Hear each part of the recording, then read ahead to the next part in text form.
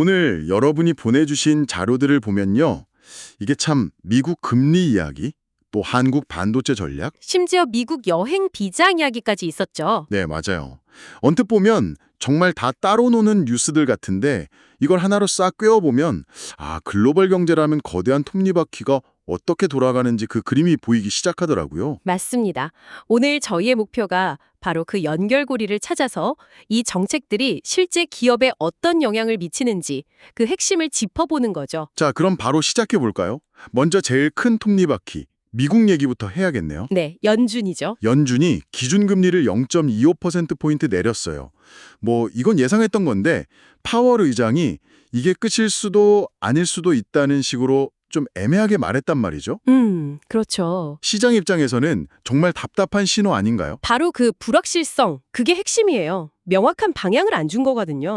그러니까 기업은 투자를 결정하기가 어려워지고 투자자들은 시장이 계속 흔들리겠구나 각오해야 한다는 뜻이죠. 한미 금리 격차가 줄어든 건 그나마 다행이지만 네, 다행이지만 그렇다고 한국은행이 바로 금리를 따라 내리기도 힘든 상황이고요.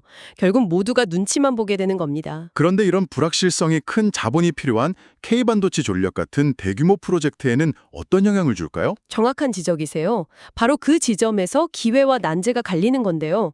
근데 잠시 후에 반도체 이야기는 더 하겠지만 미국의 변화가 이게 다가 아니에요. 또 있나요? 네, 여행 허가제, ESTA 심사를 강화해서 소셜미디어 기록을 요구할 수도 있다는 소식도 있었죠. 소셜미디어 기록 제출이요. 솔직히 좀 섬뜩한데요? 제 휴가 사진까지 심사를 받아야 하나요? 하하, 농담이시겠지만 네, 농담입니다만 이게 개인정보 보호라는 더 큰 관점에서 보면 상당히 중요한 변화의 시작일 수 있겠네요. 그죠? 맞아요. 단기적으로는 당장 항공이나 호텔 업계가 타격을 입겠지만 더 큰 흐름은 이제 기업들이 이런 규제 변화에 훨씬 민감하게 반응해야 한다는 거예요. 시장을 다변화한다거나 하는 대책이 필요해지겠군요. 바로 그거죠. 이런 외부 환경 속에서 한국의 K 반도체 전략은 정말 과감해 보여요. 700조 원 투자, 비수도권 클러스터 조성. 심지어 R&D 인력은 주 52시간제 예외 적용까지 검토한다고 하죠. 네. 그런데 한편으로는 과연 지방에 저렇게 한다고 인력이 갈까 하는 의문도 들어요. 과거에도 비슷한 시도가 많았지만 대부분 실패하지 않았나요? 물론 그게 가장 큰 숙제입니다. 지방 투자가 비용 절감이나 정부 지원 같은 기회를 주긴 하지만 결국 사람이 없으면 소용없으니까요. 그렇죠. 핵심 인력을 유치하고 또 그들이 계속 머물게 할 수 있는 환경을 만드는 게 성패를 가를 거예요. 하지만 이런 큰 흐름을 기회로 만든 성공 사례도 분명히 있습니다. 삼성 SDI 말씀이시죠? 네, 미국의 2조 원이 넘는 LFP 배터리 공급 계약 말이에요. 맞습니다. 이 계약이 중요한 건 두 가지인데요. 첫째는 기존 주력 제품이 아닌 LFP 배터리로 포트포리오를 성공적으로 넓혔다는 점. 새로운 시장을 개척한 거군요. 그리고 둘째는 미국이 중국산 배터리를 견제하는 그 지정학적 흐름을 정확히 파고들어서 기회로 만들었다는 점이에요.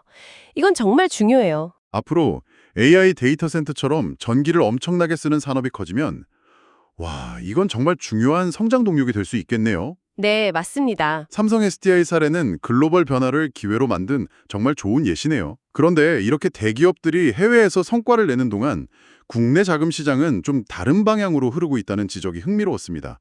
이른바 자산주 열풍이 분다고요? 네, 시중에 돈이 많이 풀리니까 기업의 실적이나 미래 가치보다는 당장 가지고 있는 땅이나 건물 같은 자산 가치에 투자금이 몰리는 현상이에요.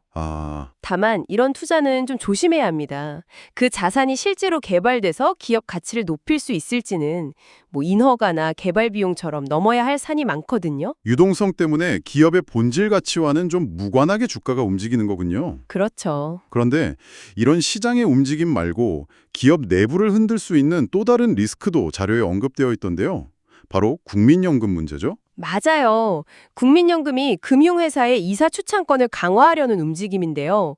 지배구조를 개선한다는 좋은 명분도 있지만 반대쪽에서는 정치적 개입이 될 수 있다는 우려도 크고요. 네, 그 우려가 충돌하는 거죠. 어느 쪽이든 기업 경영에는 직접적인 변수가 될 수밖에 없습니다. 결국 오늘 살펴본 자료들을 하나로 쭉 꿰어보니까요. 미국의 통화정책부터 한국의 산업전력, 내부의 지배구조 이슈까지 모든 게 다 연결돼서 기업과 시장에 영향을 주고 있다는 게 명확해지네요. 그렇죠. 이제는 개별 뉴스 하나하나를 보는 게 아니라 그 뉴스들 사이의 관계, 그 연결고리를 읽는 게 중요합니다. 삼성 SDI가 지정학적 변화를 기회로 삼았듯이 말이죠. 네, 이런 거시적인 흐름 속에서 어떤 전략을 세우느냐가 앞으로 기업의 성패를 가를 겁니다. 질문을 하나 던지면서 마무리할게요. 정부는 한편으로 반도체 산업을 키우기 위해 막대한 투자를 하고 규제 완화를 고민하면서 다른 한편으로는 국민연금을 통해 기업 지배구조에 대한 감시를 강화하려고 해요. 육성과 감시라는 어찌 보면 서로 다른 방향의 이 두 힘이 미래의 어느 시점에 한 기업 안에서 충돌하게 된다면 과연 어떤 일이 벌어질까요?